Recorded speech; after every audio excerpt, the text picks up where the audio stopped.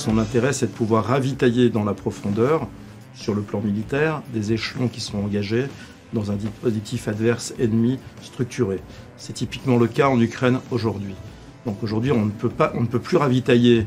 ces équipes dans la profondeur à partir d'avions de transport tactique à haute altitude, puisqu'il y a un déni d'accès, on n'a plus la suprématie aérienne dans ces conflits-là, on a des batteries de tir, des conduites de tir associées à des radars de veille militaire qui nous interdisent l'accès de ce type d'activités qui sont devenues aujourd'hui obsolètes alors qu'elles étaient développées depuis les années 90.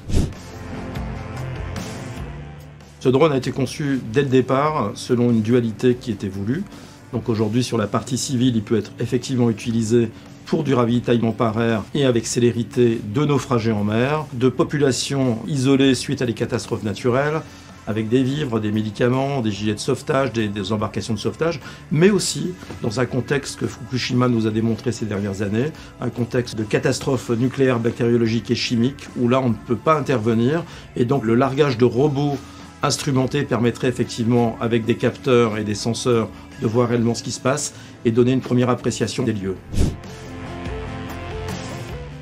Ce qui est intéressant, c'est la catapulte mobile que l'on a mis sur le véhicule, qui permet notamment d'obtenir une très grande rapidité d'exécution, une mobilité très importante, avec très peu de personnes pour la mise en œuvre de ce système-là, avec son côté effectivement révolutionnaire qui est l'électromagnétisme. Elle sera aérotransportable à partir d'avions de transport tactique. Elle peut être mise en place sur un bâtiment de type évidemment porte-avions ou BPC et offrir des nouvelles capacités aux marines, françaises bien évidemment, mais aussi aux marines étrangères, en proposant avec ce système de catapulte interopérable de projeter, de lancer des drones de combat de la classe du TB2 ou d'autres, des drones d'observation, cette catapulte étant interopérable et interarmée.